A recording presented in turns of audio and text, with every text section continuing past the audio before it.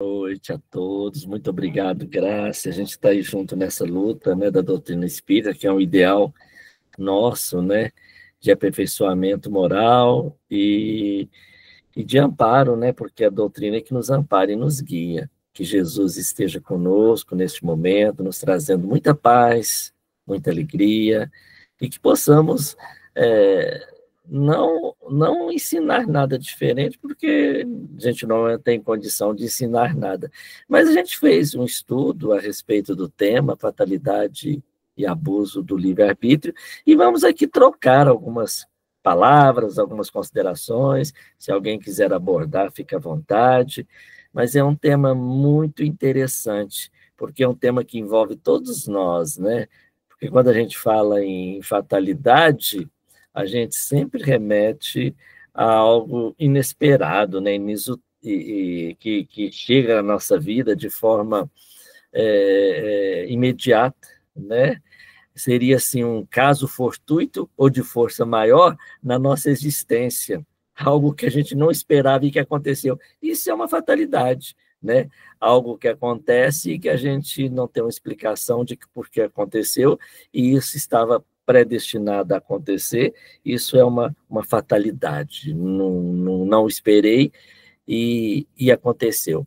Então, quando a gente vai buscar o entendimento das palavras, o que significa fatalidade, o que significa livre-arbítrio, para que a gente possa entender, né, e fazer considerações a respeito do tema, a gente buscou, então, no dicionário, e o dicionário fala que fatalidade é a qualidade do que é fatal, acontecimento imprevisível, que eu falei, né, por força maior ou caso fortuito, o que é inevitável, que não tem como evitar, como que marcado pelo destino ou um fado, é uma sina, é uma aventura, é um revés da sorte. Porque quando a gente fala fatalidade, a gente remete às coisas ruins, né? Às coisas tristes. Você não vai remeter a fatalidade a algo que te trouxe um agrado, que te trouxe um contentamento. Você fala, opa, eu tive uma sorte, ou foi por merecimento, então não é fatalidade. Mas quando acontece uma desgraça, quando acontece algo de ruim, você já logo coloca a culpa aí numa fatalidade, né? Algo que não deveria acontecer e aconteceu com você. E é justamente isso que a gente vai tentar entender dentro da doutrina espírita. E o que vem a ser, então, o livre-arbítrio? Para a gente entender o que é livre-arbítrio, para entender o que pode ser abusar desse livre-arbítrio, dessa liberdade que nós temos para poder tomar um caminho ou outro, né? É algo que nós temos total liberdade de ir e vir, de pensar, de agir e de fazer. Então, o livre-arbítrio é a possibilidade que tem o ser humano de decidir, de escolher em função da própria vontade. Então, eu tenho vontade, eu escolho. E a gente sabe que a vontade, ela é inerente ao espírito. Então, quando a gente tem alguma vontade, quando a gente movimenta algo, é o nosso espírito que movimenta esse pensamento.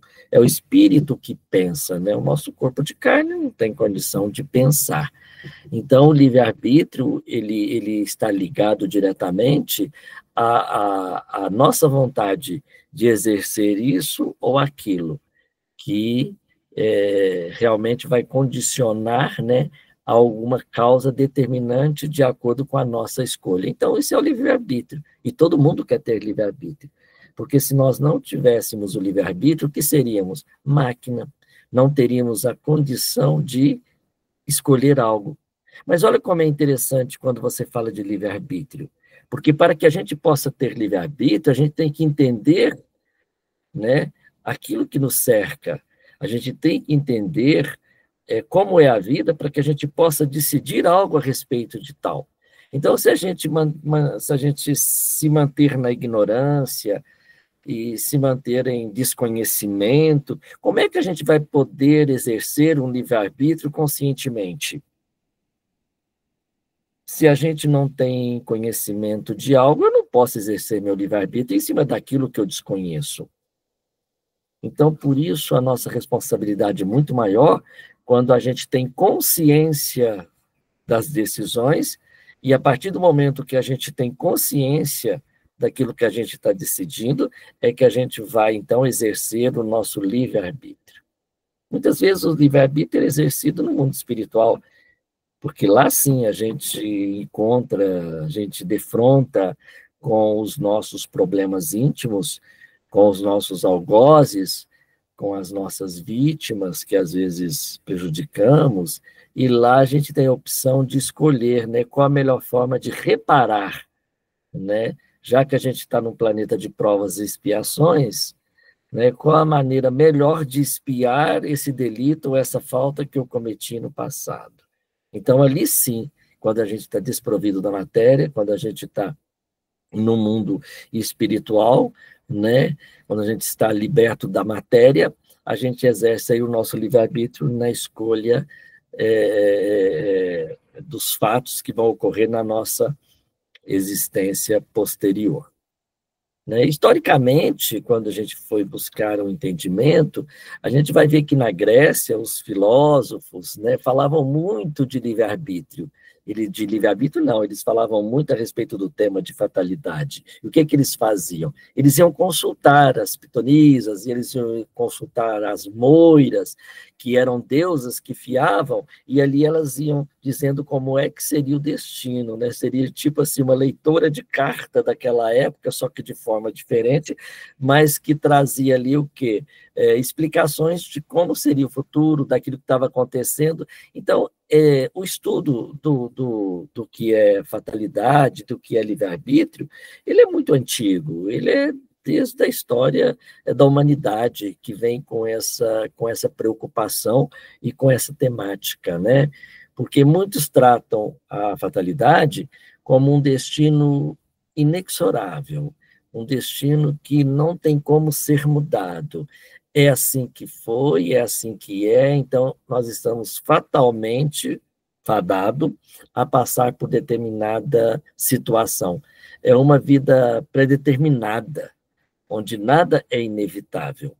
Então, se a gente veio para passar por isso, inevitavelmente não tem nada que possa nos mudar o caminho, e nós vamos, então, passar por todos os problemas que a vida nos permitir durante a nossa existência. E isso é muito interessante, porque muitas vezes a gente percebe que tem espíritos que são colocados em um ambiente onde ele tem todos os motivos e todas as influências do meio para prosseguir no mal, para prosseguir com exemplos do mal, e, no entanto, ele se desvincula daquele meio ambiente e acaba se prosperando moralmente, até materialmente, e consegue não ser prejudicado e até se despontar na sociedade de alguma forma, no sentido do bem, no sentido do progresso, de constituir uma família, de mudar os cursos da sua existência, que se tivesse sido predeterminada, não teria como alterar o fluxo das coisas. Então, a gente não pode dizer que esse destino é inexorável, que esse destino realmente é absoluto. Porque se a gente for pensar no sentido absoluto da fatalidade, vai implicar que o ser humano seria como uma máquina, né? Desprovido de iniciativa e, crucialmente, de livre-arbítrio. Né? Evidentemente, ele não teria livre-arbítrio, porque se ele está predestinado a passar por isso, não vou modificar. E a gente sabe que nós podemos mudar o curso de muitas coisas na nossa vida. E é isso que a doutrina espírita nos ensina, né? E nos dá suporte, né? Quando você envolve, né, num ambiente de encontro com Cristo, que você começa a mudar a sua mente, quando você começa a modificar a sua maneira de pensar, você consegue sim mudar o curso de algum problema que você talvez estaria a acontecer, né? Que você estaria a acontecer. E olha, para um exemplo que eu tenho, é um exemplo rudimentar, mas que eu vejo contar muito nas casas espíritas, era um senhor que era dirigente de uma casa espírita, uma pessoa altamente dedicada à doutrina espírita. Ao mesmo tempo, ele tinha uma fazendinha onde ele cortava o capim para sustentar o gado. E certa vez ele estava ali no moedor de capim, não sei se vocês conhecem, eu tive a oportunidade já de conhecer, que você coloca o capim assim dentro de um triturador mecânico, elétrico, e esse triturador ali vai triturando o capim, né, para dar sustento ao gado. E certa vez ele, né, foi de surpresa, feriu-se num dedo, e ele perdeu o dedo. E ele ficou injuriado com isso. Poxa, eu sou a pessoa que cuido da minha vida, cuido da casa espírita, sou praticante da doutrina espírita, trabalho sempre. Por que isso foi acontecer a mim? E ele ficou triste, ficou assim uma pessoa tristonha, deprimida, não trabalhava mais como trabalhava antes, estava mais recalcitado no seu mundo ali de tristeza e de revolta, porque havia perdido um dedo. Mas continuou na casa espírita e certa vez, numa reunião mediúnica, ele recebeu uma mensagem. Recebeu a mensagem dizendo a ele: olha, meu irmão, você estava programado a perder o braço, mas pelo seu trabalho, pela sua postura e sua dedicação, você amenizou essa expiação, porque era uma expiação, que ele havia cometido um delito em existências anteriores, e ele veio para poder expiar aquilo que havia feito. Então, de moratória, ele teve o quê? Uma redução da sua pena, vamos assim dizer, e perdeu apenas o dedo, que não fez tanto falta para ele, que ele pôde continuar a sua vida normalmente. A partir deste momento, ele ergueu a cabeça, agradeceu a Deus e voltou a trabalhar com todo o entusiasmo que tinha anteriormente. Então, observa, se ele estava fadado, se era uma fatalidade, ele ter que perder o braço como havia sido programado, então não haveria como reduzir essa pena e ele ia perder o braço. Mas observa como é a misericórdia divina, como vem a misericórdia divina. E às vezes ela vem na nossa vida de forma tão sutil e que a gente não percebe. E a gente vive lamentando os problemas, lamentando a dor, lamentando o sofrimento, porque, claro, ninguém quer sofrer. Como diz Joana de Ângeles, né? A dor é inevitável. Todo ser humano vai ter dor, faz parte do organismo. Agora, o sofrimento é opcional, né? Então, são opções que a gente tem. Então, esse pequeno exemplo do Honório, que teve o seu dedo decepado e teve uma moratória divina que foi reduzido, né? Então a gente vai entendendo, né, com essas explicações ou com essa passagem, com essas mensagens, que às vezes a fatalidade ela não vai existir definitivamente em nossas vidas. Então não vamos ficar fadados, é uma fatalidade, eu tenho que sofrer, e assim é a minha vida. Não, a gente tem que erguer a cabeça, ter fé em Deus e fazer aquilo que Jesus nos ensinou. Orar, né? Aprender a agradecer a Deus, dar-nos força para que a gente possa sustentar e receber os propósitos que ora foram compromissados por nós no mundo espiritual, mas que tenhamos aí a oportunidade de segurar firme na mão de Deus e seguir em frente, né? E não acreditar que nada possa ser revestido. Se eu estou sofrendo, eu vou ter que sofrer eternamente. Não, não existe esse sofrimento eterno, né? Então, o livre-arbítrio vem nos mostrar que a gente tem a opção de escolher. Se a gente escolhe trabalhar dentro da doutrina, se a gente escolhe o caminho da caridade, se a gente escolhe acompanhar a luz ao invés das sombras, é claro que isso vai trazer um benefício para nós. É claro que isso vai trazer algo que vai nos acrescentar. E aí talvez a gente até vai passar por problemas, mas nós vamos ter o quê? Força, resignação, e passar com alegria, e não ir aguardando o nosso momento. Porque diz na doutrina espírita que tem 2 momentos, sim, de fatalidade. O momento do nascimento e o momento do desencarne. Porque nós escolhemos, mas os motivos por o qual vai acontecer o desenlace, a gente não sabe e desconhece. Então vai acabar por ser uma fatalidade esse meio do qual nós vamos desvincular da carne. Então, quando a gente vai falar de livre-arbítrio e a capacidade de escolher, a gente vai entrar em contraste com a fatalidade e o livre-arbítrio. Porque se todos os seres humanos possuem a capacidade de fazer escolhas genuínas, porque nós temos a capacidade de fazer escolhas, a gente tem a capacidade de escolher quando ir à casa espírita, quando ir para um ambiente onde eu vou degustar bebidas e viver só na farra, e isso é escolha. A gente está escolhendo isso. Aí sim nós estamos exercendo o nosso livre-arbítrio de escolha. Ou se eu escolho ir para uma casa religiosa, um templo espírita, ou um templo de outra religião, mas que eu vá procurar o quê? O Cristo, Jesus Cristo. Então, são opções. Ou eu quero viver sempre na farra, ou eu quero viver sempre em ambientes que não me traz nada de elevação espiritual, né? E é isso que chama atenção, porque ao ter o livre-arbítrio, a gente tem que pensar muito de como a gente estimula a nossa vontade. Porque a nossa vontade é o nosso guia. Eu tenho vontade de fazer isso, eu tenho vontade de fazer aquilo. Eu tenho vontade de ir à casa espírita, mas não vou, tenho só a vontade. Eu não me estimulo a ir. Aí meu livre-arbítrio fala, não, vamos criar coragem e arrumar uma forma de ir em tal reunião, em tal encontro, porque isso depois vai ser bom para mim. É o que eu falo muito para o meu filho, escolha a amizade. Se você sabe que em determinado ambiente não vai te fazer bem, evita dar o primeiro passo àquela direção. Evita dar o primeiro passo àquela direção. Porque quando a gente chega nesses ambientes, assim como nós encarnados que procuramos, os desencarnados lá já estão em muitos, estão em busca o quê? De presas, de pessoas que possam ajudá-los a exercer a sua vontade, o seu desejo de um vício, né? O seu desejo de praticar algo que não seja moralmente elevado.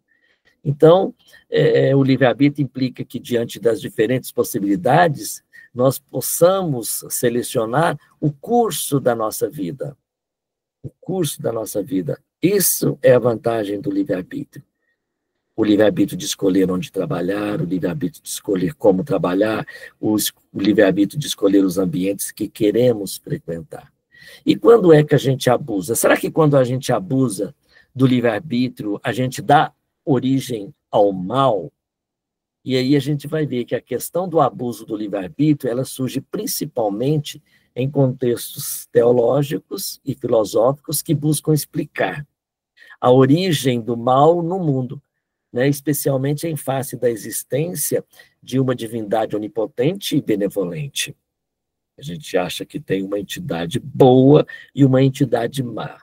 Então, a entidade má promove o mal, nos concita o mal, e aquela que é onipotente, que é boa, vai nos levar para o bem. Mas Santo Agostinho, né, ele dá um exemplo, que ele argumentava que Deus concedeu o livre-arbítrio como um bem, né, que é a capacidade de escolher entre o bem e o mal. A gente faz a escolha. Para ele, né, Santo Agostinho, o mal não seria uma criação divina. O mal não é uma criação divina, mas sim uma consequência do mau uso dessa liberdade dada ao ser humano. Então, é um mau uso dessa liberdade, segundo Santo Agostinho nos traz, é que faz dar a origem do mal. O pecado, portanto, seria resultado de uma escolha voluntária de se afastar do bem maior. Então, quando você afasta do mal, é por isso que dizem, né, que o mal, o mal é ausência de bem. Então, quando você coloca bem, quando você coloca bondade, quando você coloca caridade, você não tem espaço para colocar o mal. Então, o mal seria ausência de bem.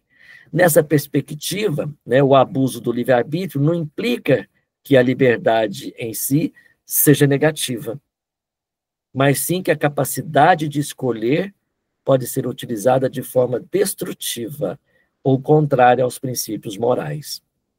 Essa visão busca responsabilizar o ser humano pela existência do mal, preservando a bondade essencial da criação divina. Então fica aí uma tensão entre fatalidade e livre-arbítrio. E qual que é essa relação entre a fatalidade e o livre-arbítrio? É um dos debates mais duradouros que tem e complexos da filosofia, o estudo da fatalidade e do livre-arbítrio. Se tudo estivesse predeterminado, como poderia haver espaço para a liberdade de escolha? Se estava tudo predeterminado, vai ser assim assado. Então, onde que eu vou escolher? O que eu vou escolher se já está predeterminado?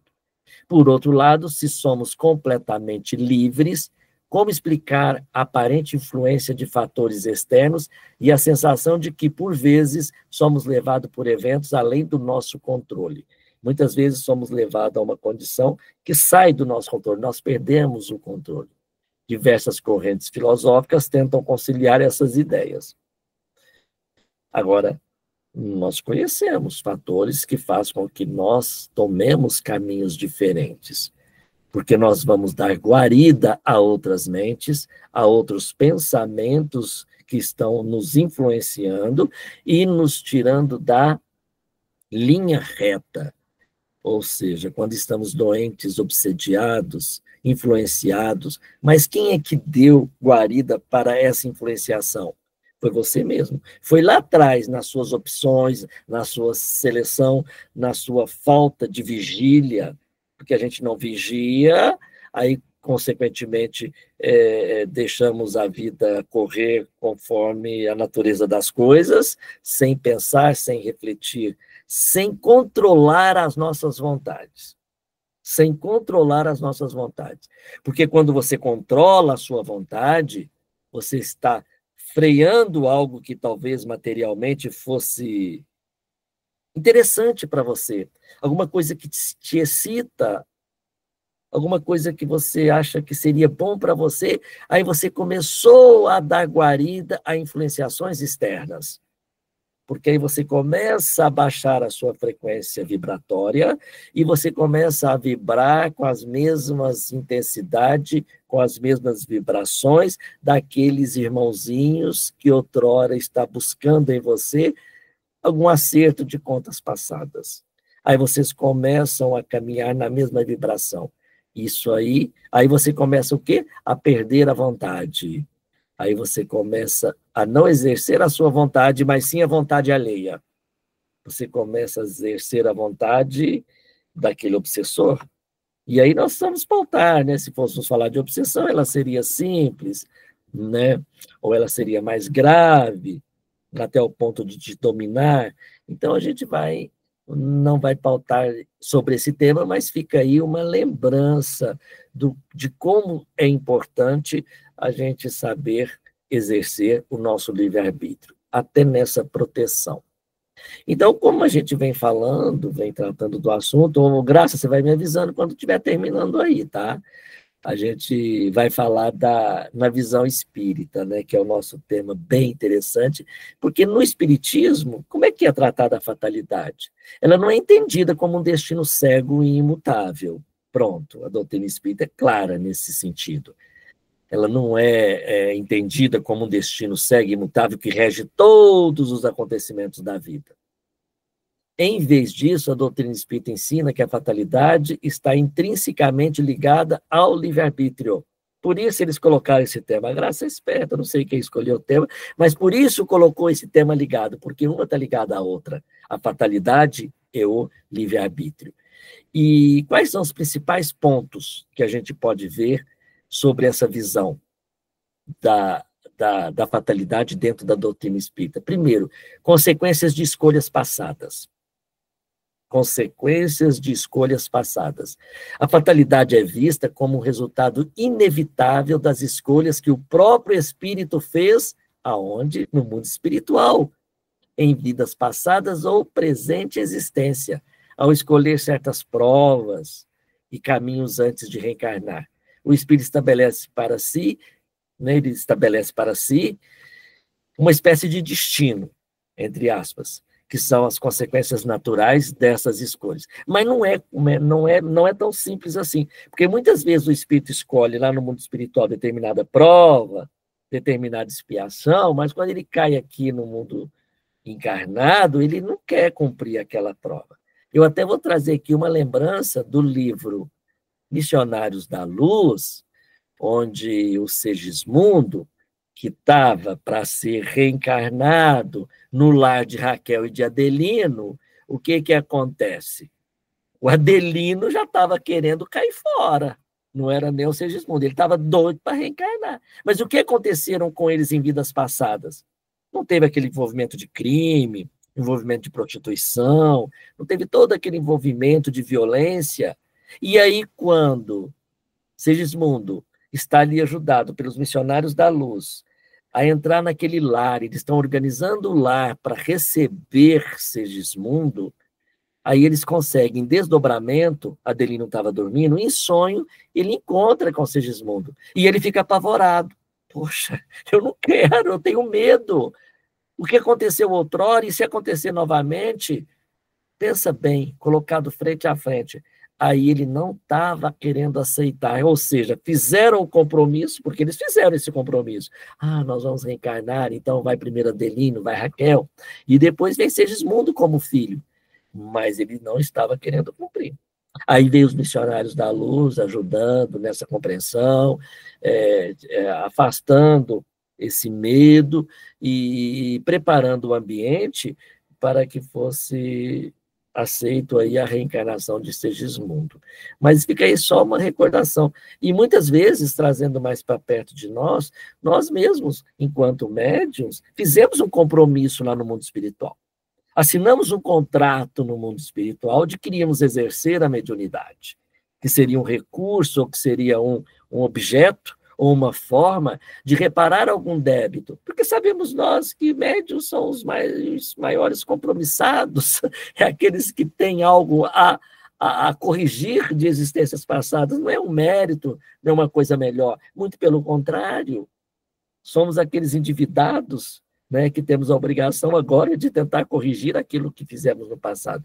Mas muitas vezes, quando cai aqui, ele começa talvez até trabalhando bem na mediunidade, mas de uma hora ou outra, quantos exemplos a gente não tem dos médiuns decaídos, que desviam do caminho do bem, por uma questão ou por outra, por questões materiais, por questões de sensualismo, ou por outras questões em que ele não consegue exercer aquele mandato mediúnico que houvera compromissado no mundo espiritual. Então, a gente vai observando, né, que existe ali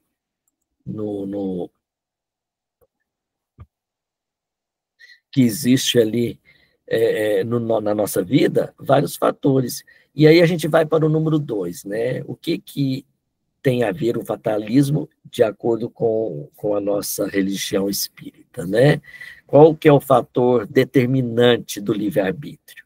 Aí o espiritismo enfatiza que Deus concedeu ao ser humano o livre-arbítrio, isso a gente já falou e está certo. E ele deu a capacidade de você escolher entre o meio e o mal. Portanto, nas provas morais e nas tentações, provas morais e tentações, não foi só Cristo que foi tentado. Nós temos tentações em todo momento. Todo momento a gente tem uma tentação. O espírito é sempre livre para ceder ou resistir frente a essas tentações. A fatalidade se manifesta principalmente nas provas físicas que o espírito escolheu para o seu aprendizado e evolução. Olha bem, ele escolheu essas provas físicas para a sua evolução, para a sua melhoria. Não foi imposta a ele. Então, o que a gente chama de fatalidade, nada foi nada menos de que um compromisso assumido. Eu assumi esse compromisso, porque é uma forma de correção. Então, não dá para entender que a gente venha com esse predestinado a sofrer, ou que aquilo que a gente sofre seria injustiça divina. Aí seria injustiça divina. Não. Existe sempre a lei de ação e reação. Ação e reação.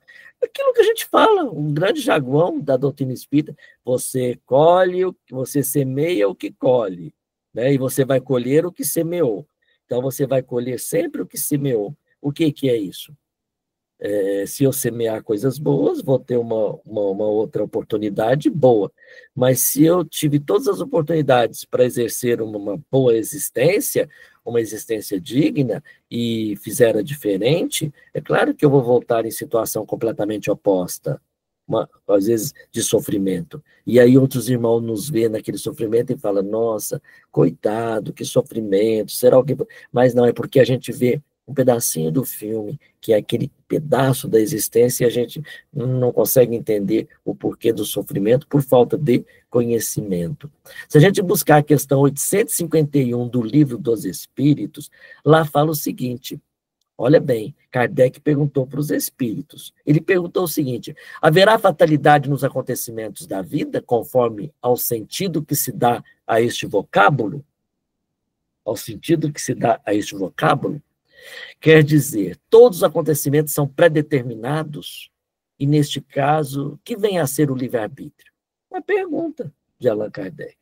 E aí um pedaço da resposta foi esse. A fatalidade existe unicamente pela escolha que o espírito fez. Então, é pela escolha que ele fez, quanto espírito, ao encarnar. Desta ou daquela prova para sofrer. Então, ele escolheu a prova. Ele escolheu a prova. Escolhendo-a, instituiu para si uma certa espécie de destino, que eu escolhi. Eu escolhi que quando eu encarnar, eu vou morar em tal cidade, eu vou morar em tal família, eu vou corrigir isso que eu fiz, isso que aquilo, então às vezes não vai vir num berço de ouro, ou não vai vir fadado de muita saúde, ou vai vir com uma limitação, com algum problema. Não que isso seja demérito, mas isso é oportunidade de redenção, é oportunidade de reparação. E depois, mais à frente, é claro que vai vir em condições muito melhor. Então, nessa resposta ainda, os espíritos falam para Kardec, falemos claramente, não há acontecimento da vida do homem que lhe não estejam previstos, pois que ele próprio os escolheu. Então, nós é que escolhemos. Então, ainda nesse pensamento, a gente pode perguntar, né? Não existe, então, fatalidade absoluta? Ou existe fatalidade absoluta? Não, não existe. Existe uma predestinação absoluta. Embora existam eventos que pareçam inevitáveis, eles são, em grande parte, resultados de ações passadas, resultado daquilo que a gente plantou ontem e vamos colher hoje. O espírito tem sempre a possibilidade de aprender com as dificuldades e modificar o futuro através de novas escolhas. E aí ele vai fazer novas escolhas, ele vai aprender.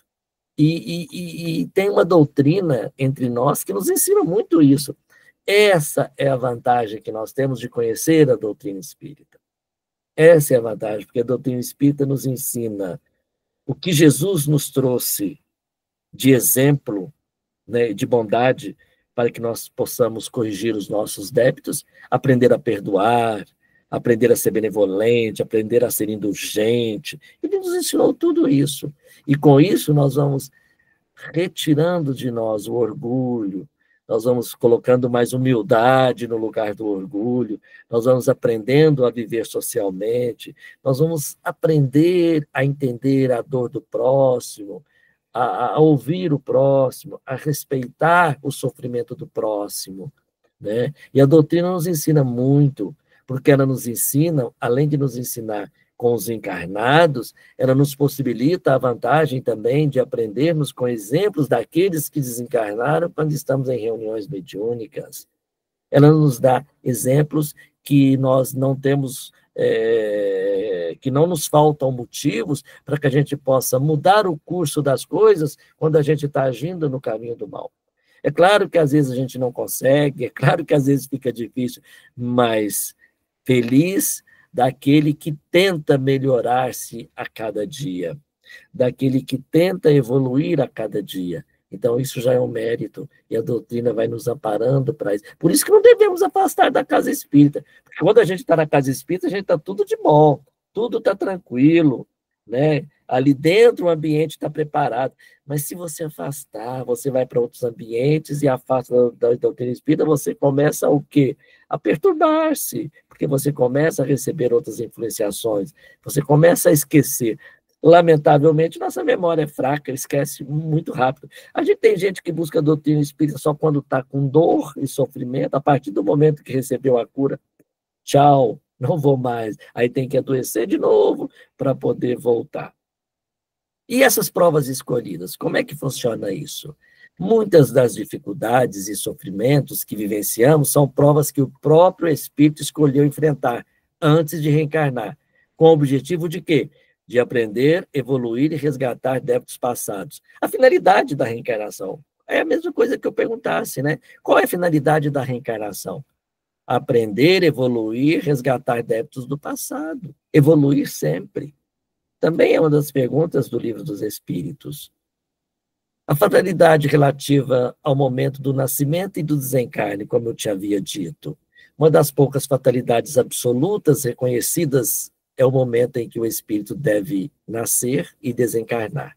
Esses marcos são considerados parte do planejamento da encarnação, embora as circunstâncias que levam ao desencarne possam ser influenciados pela escolha do indivíduo, porque ele pode ter escolhido tal forma, às vezes por um resgate, né? Eu me lembro aqui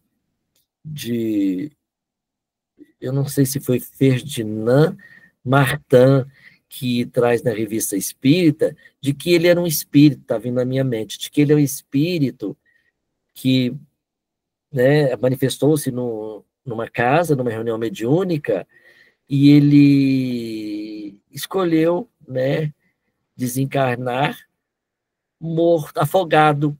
Ele passou uma existência trabalhando, ele trabalhava num barco em que ele transportava carnes, lá nos meados de 1800 e pouco, e ele levava carne, então ele era um mercador que vivia levando, né?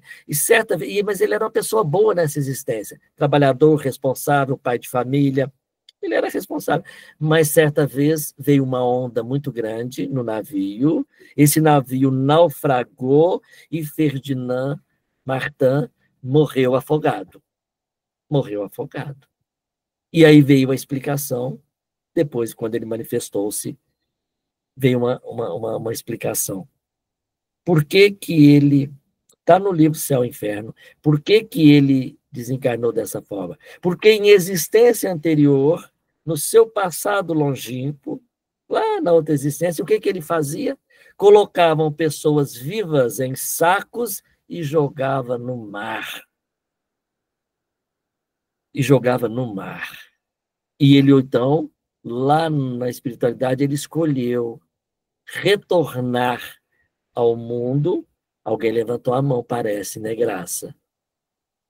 Então, a gente pode abrir para a pessoa falar, é um prazer, às vezes é sobre esse assunto. Eu não vi, Delci. Não, se alguém quer falar alguma coisa? Não. Não? Não, Delcides, ninguém levantou, não. Acho então, que... Então, vamos tocar o barco, né? Então, está dando para... Nós temos...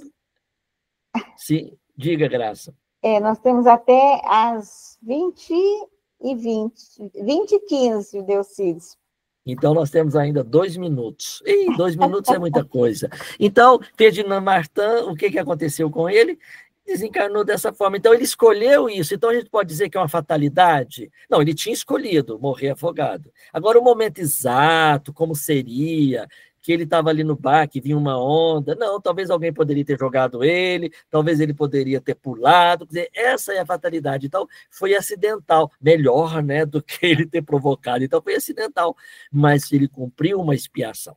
Por isso vem aí, não pode ser considerado fatalidade. Então, se vocês quiserem procurar Céu e Inferno, e esse ano, 160 anos do livro Céu e Inferno, maravilhoso, e aí está lá esse exemplo de Ferdinand Martin. Então, uma advertência é certa para que a gente possa melhorar a nossa vida e diminuir essas atrocidades que possam acontecer no nosso caminho. Pressentimentos e sonhos... O que tem esses pressentimentos e sonhos premonitórios não são vistos como fatalidades inevitáveis. Eu sonho com alguma coisa, às vezes tem esses médicos que têm essa capacidade, né, de sonhos premonitórios, a gente pode dizer que é uma fatalidade? Não, mas ele pode ter uma advertência e pode ter ali uma oportunidade de corrigir alguma coisa que possa acontecer.